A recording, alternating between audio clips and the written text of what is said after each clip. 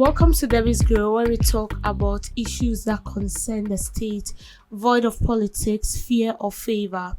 Minister of Local Government, Chieftaincy and Religious Affairs, Ahmed Ibrahim, has accused New Patriotic Party members of parliament of being hypocritical in demanding that the anti-LGBTQ bill be passed under John Dramani Mahamed's government. Speaking during his turn on the Government Accountability Series, he said the NPP members of parliament who are now pontificating and demanding the passage of the bill folded their arms during the first attempt to get the bill passed under their government. He claimed the 4 New Patriotic Party members of parliament who joined 4 National Democratic Congress legislators to sponsor the first anti-gay bill went into hiding when the time came for it to be passed. We were 4 NPP, 4 NDC.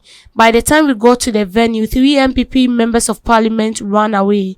We needed to call 3 other NDC MPs to be added to the 4 NDC members of parliament to make 7.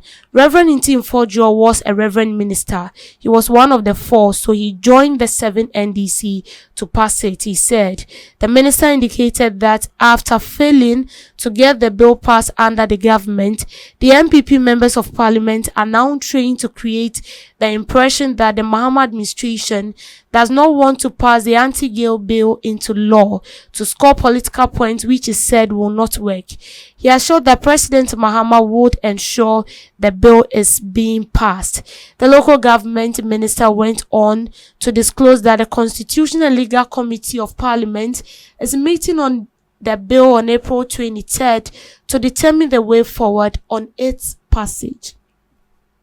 So God willing, tomorrow, today is 22nd, yes. So God willing, tomorrow there will be a meeting by Parliament and they are going to decide on the bill. So we are looking forward to hear some good news after the meeting. Now, this is from the Minister of Local Government and Chieftaincy, Ahmed Ibrahim. He said that the members of Parliament representing the New Patriotic Party, when they were in power, we didn't really saw their energy in pressuring their government to pass the anti-LGBTQ bill into law. But when the NDC came to power, we could hear noises here and then, media briefing, talking about LGBTQ. President John Dramani Mahama doesn't want to pass the bill. It was part of his promises. Why is he not passing the bill and all that? And then he feels like they are doing that to score political points. Now, you see, LGBTQ, the more reason why you find me talking about this is something that I will be so happy if the bill is being passed into law. I'll be so happy and excited. Yesterday, I came across a video on Twitter where they were doing this trade fair or something. And then they were selling, excuse my words though, they were selling sex toys and all that. And then I saw a couple of young boys dressed like females and they were going to buy it. So the person videoing it was like, hey, President Mahama, LGBTQ have come to stay. Oh, look at what the upcoming future generations, look at what they are doing. And then I'll say 90% of the population there were male dressed in female attire. Some even braided their hair like females. Some were wearing female dresses, and you know how female behaves and all that. They were exhibiting those gestures and all that. So I was like, it means this is in the country. It's going on. See, if somebody should tell you that LGBTQ is not in Ghana, they are deceiving you. I'm telling you the truth. There were instances where Regina even sent me a video and it was a podcast where they call themselves the bold, it's funny. They call themselves the bold gays. You get it? So they have, it's a podcast where they speak about gay, they speak about the criticism they receive from people, they speak about how bold they are to take the decision to be gay in Ghana. And this is a podcast they do and they post it on TikTok. It should tell you that LGBTQ is in Ghana here. People are practicing it. The future generation of Ghana, they are practicing it. They are into lesbianism, they are into gay. And you see, for those people, I always say this, it is your life. Whatever you want to do with your life, is you. That is what you want. Whether the consequences is going to be negative or positive, my mom will always tell me, you will send it to your house, not my house. It is your face you are showing to the people, not my face. So that is your life. But let's think of it again. What about those innocent kids that has no idea about all these things and they've been taken advantage of? What about them? And that is why we are advocating for this bill to be passed into law. So that those adults who knows the right thing to do and they are not doing it and ends up taking advantage of these young ones will be held responsible. That is all we want. If this bill is not being passed, it's going to be a whole lot of issue. Mr. Ibrahim is saying that NPP, you have no say. And sincerely speaking, the way the NPP members of parliament are so energized, calling on government to pass this bill, sometimes it baffles me, so I just fold my hands and I look at them. I'm like, come on, so these people were in power and they never do anything. Like, they did nothing.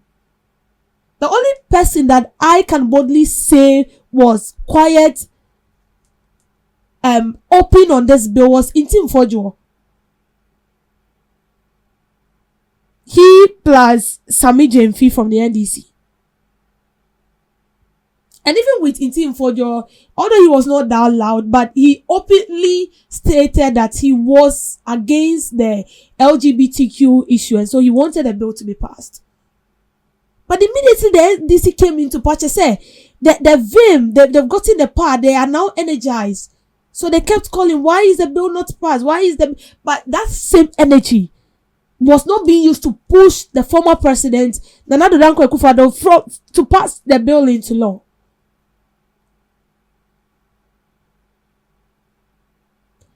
The issue now is whether NPP came and then they didn't pass it into law. You are in power right now. And we are all looking up to you. Whether the bill will be passed or not, it's in your court. It's in the court of the NDC.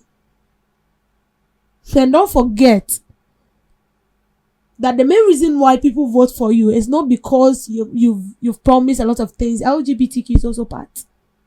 It's also part. We've seen instances where a young boy died out of this whole thing. And then the person who caused that kind of mess has been granted bail. He has been granted bail. So automatically, what are you trying to put across? That yes, someone who is 30, 40 years, and most of the time, these things happen in our schools. Teachers that are into that lure students. Sometime ago, I even came across a documentary. 3 boys in senior high school were being taken advantage of by their teachers. They were being taken advantage of. So these are the people, okay? These are the people that we are rooting for.